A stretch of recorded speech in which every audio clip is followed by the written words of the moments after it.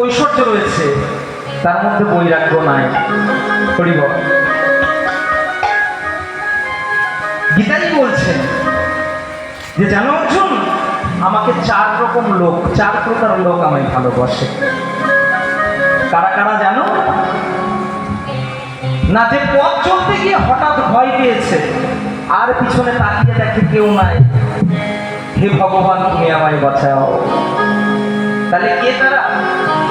তারা হচ্ছে ভীতু বাবা। এক ভীতু লোক আমায় ভজন করে। 2 নম্বর কারা?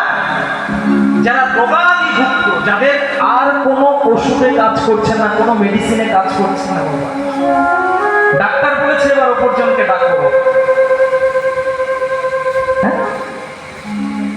তখন যখন আর কোনো রোগে কোনো ডাক্তার তার কাজ করছে না, তখন হে ভগবান, হে ঈশ্বর তুমি আমায় বাঁচাও। 3 নম্বর, তৃতীয় প্রকার লোক কারা বাবা? না, যারা ধন ঐশ্বর্যে পরিপূর্ণ। হে ভগবান, আমার এই বিশাল সয় সম্পত্তি তুমি আমায় রক্ষা করো বাবা। হ্যাঁ, যে ভীতু, যে ভয় পেয়ে ভগবানকে ভজনা করে, যে রোগাদিমুক্ত, যারা রোগে পরিপূর্ণ, তারা ভগবানকে ভজনা করে। যারা ধন ঐশ্বর্যে পরিপূর্ণ, আমার এই ধন সম্পত্তি রক্ষা করো বলে আমার ভগবানকে ভজনা করি। আর এক প্রকার লোক ভজনা করে, তারা হচ্ছে জ্ঞানী জন, যারা জেনে শুনে ভগবানের ভজনা করে। তো ভগবান বলছে, যারা জেনে শুনেও আমার ভজনা করে না, তাদের মতো নরাধম এই পৃথিবীতে আর কেউ নেই।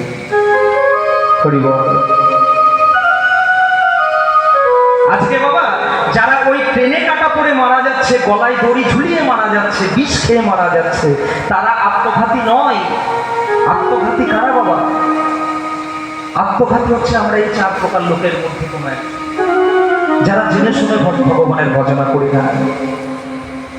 18টি পুরাণের মধ্যে সর্বশ্রেষ্ঠ ভাগবতে কলম দিলেন, নৃদেহ অদ্যম সুলভম সুদুর্লভম প্লবম সুকল্পম গুরুকর্ণধার মায়ানুকূলে নলভম্বতে রীতম পুমানং ভবতি নতরে সাত্মা। তো বাবা, সংস্কৃত শব্দ বললেই তো হবে না, কেউ বুঝবো আমরা, কেউ বুঝবো না। কারণ আগেকার যারা মহাজন ছিলেন, যারা মহাজনী ছিলেন, যারা পদকার রচয়িতা, তারা আমার আপনার মতো মূর্খ লোক ছিলেন না বাবা। হ্যাঁ, তারা দেবনাগরী ভাষায় লিখতেন। আমরা ধীরে ধীরে ধীরে ধীরে বাংলা সাহিত্যে নিয়ে এসে ফেলেছি। আজকে যদি আমরা ওই ব্রজবুলি ভাষায় কোনো একটি পদ গাই না, আমাদের বিশ্লেষণ করতে করতে করতে করতে যাই, চলে যায়। যদিও আমি নগণ্য, আমার মধ্যে কিচ্ছু নাই বাবা। তো কি বললেন?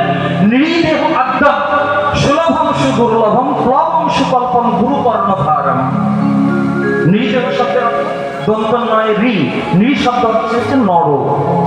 নৃদেহ, নরদেহটা, আদ্যম অতি পুরনো। নৃদেহ আদ্যম সুলভ, খুব সুলভ, খুব সহজে পাওয়া যায়।